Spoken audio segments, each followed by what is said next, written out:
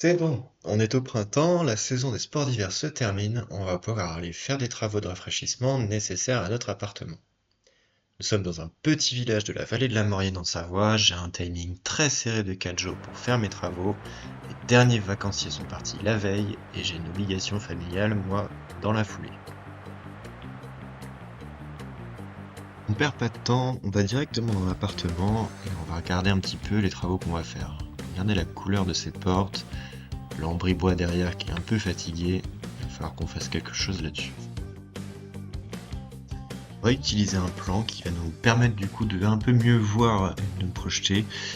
D'abord pour changer ce canapé, vous voyez, on va mettre un canapé Ikea qui sera plus pratique. Puis si on rajoute un peu de la couleur, on va utiliser un vert qui contrastera bien du coup avec le bois et le blanc, puisqu'on va aussi repeindre les portes en blanc, avoir quelque chose de plus épuré qui rappelle la montagne, tout simplement.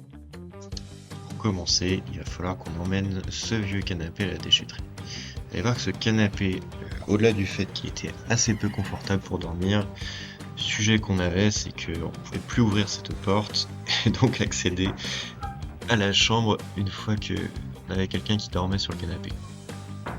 Il était urgent d'en prendre soin et de l'emmener à la déchetterie.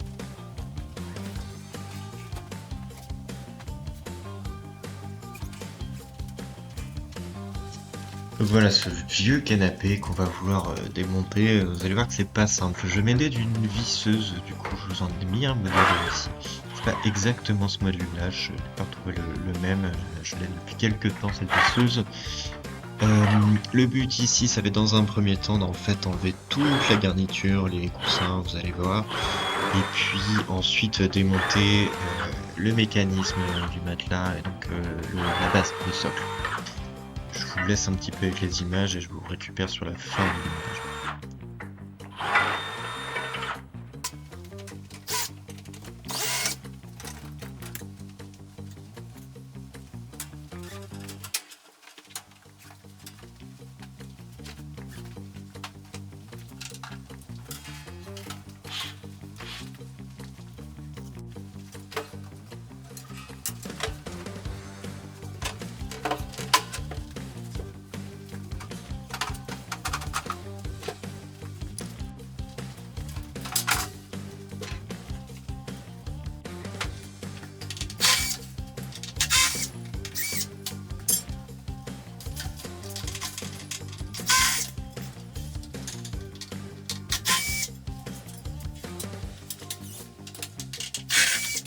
Alors voilà, on arrive bientôt à la fin du démontage de ce canapé.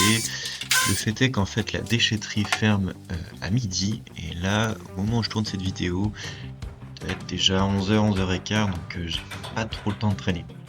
J'utilise ici une petite clé, mais vous allez voir qu'en fait elle va pas suffire. Je vais m'acharner un petit peu à essayer de démonter ce pied. Du coup en fait il y a vraiment deux parties, il faut que je les sépare parce que ça pèse vraiment un âne mort. Et donc j'essaie ici de les séparer, vous voyez, j'y arrive pas bien franchement. Et donc ce qui va se passer, c'est que je vais prendre la décision de le mettre sur le balcon et puis d'aller vite à la déchetterie avant que celle-ci ne ferme.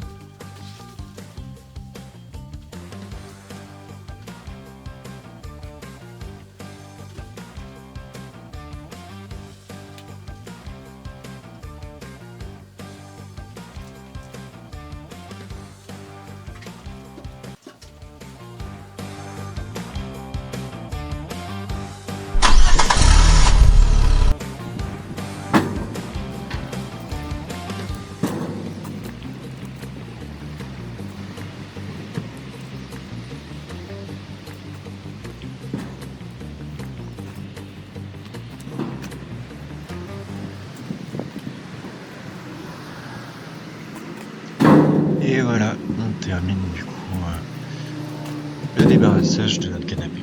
Disons d'une bonne partie, on verra ensuite pour le reste. On va pouvoir maintenant attaquer à préparer nos murs, préparer toute notre pièce en fait pour les travaux de peinture.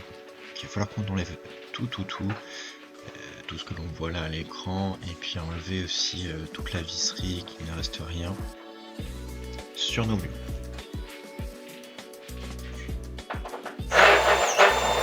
Je vous donnerai des descriptions hein, de toutes les petites décos qu'on a. Vous allez voir le tableau là qu'on voit à gauche, je vous ai mis juste après la référence. Et puis là, j'utilise un petit escabeau aussi. Coûte pas très cher, hein. Toutes les références que je vous affiche à l'écran, je vous les mettrai aussi en description. C'est du Leroy Merlin, hein, concrètement. J'ai fait tout un plein de courses juste avant de venir.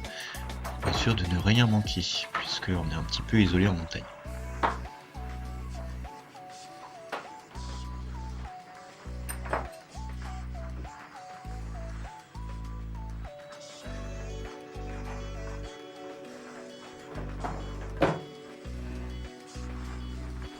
Donc voilà, ce tableau-là, hein, le fameux tableau que j'aime énormément, est chez Black Puff, qui est une entreprise qui est savoyarde, hein, donc vraiment très locale. J'aime beaucoup les couleurs, je trouve que ça donne vraiment un éclat à la pièce. Alors je vous ai affiché le prix de 60€, sauf que 60€, c'est un format beaucoup plus petit. Celui-ci, il est aux alentours de 300€ hein, aujourd'hui. Donc bon, c'est pas donné, mais j'ai vraiment eu un coup de cœur. Et puis, bon, je trouvais que pour les vacanciers, ça faisait un joli clin d'œil.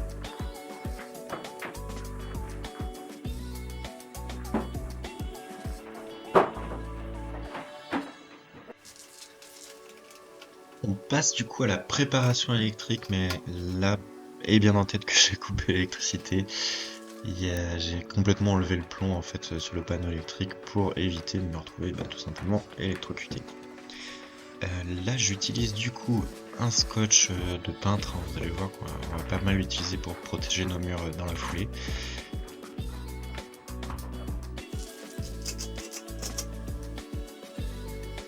Je me note après hein, toutes les trous en fait qui sont utiles pour refixer et bien le radiateur, sauf que bon, ces trous en fait sont pas mal abîmés.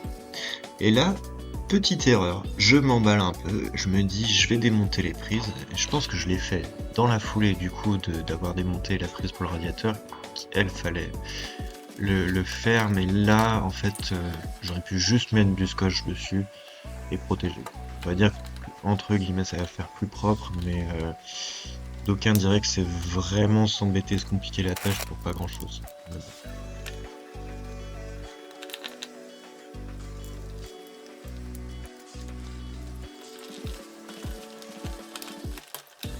Alors, une fois que j'ai du coup décroché tous les fils, tout dénudé comme ça, laissé à nu, je vais bien scotcher pour faire attention parce qu'il va falloir plus tard que je rallume l'électricité avant le timing où je remettrai les prises, donc je fais bien attention de scotcher tout ça, de l'y ramasser pour pas m'électrocuter. J'utilise toujours le même scotch ici hein, pour du coup protéger bien les boiseries, donc ce que je vous disais tout à l'heure, et que ce soit bien nickel au moment où on enlèvera tout. Alors je vous ai pas mis l'intégralité du bâchage hein, concrètement, mais du coup voilà un peu un résultat une fois qu'on a tout préparé. Vous voyez que sous le radiateur c'était quand même bien abîmé, donc il va y avoir du boulot. Ici du coup, donc vous voyez tout à l'heure j'ai repéré les trous, et donc les trous qui ne sont pas nécessaires que j'avais barrés, donc on voit pas très bien l'image, mais je les rebouche avec et bien un enduit spécial pour ça, pour repeindre dessus et que ce soit vraiment nickel.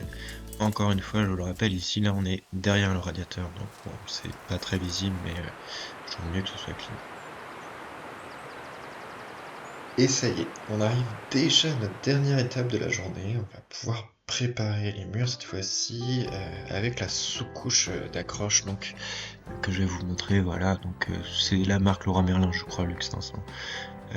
Et donc qui va nous permettre d'avoir derrière un rendu meilleur et surtout de n'avoir que 2 couches à faire par-dessus de couleurs.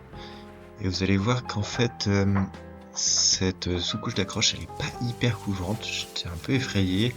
J'ai envoyé un petit peu des photos à la famille qui est dans la peinture. Elle m'a dit que c'était normal, moi, que ça ne couvrait pas totalement. Je vous laisse un peu avec des images ici d'application de la sous-couche et puis on se retrouve juste après pour voir un peu le résultat de la pose totale.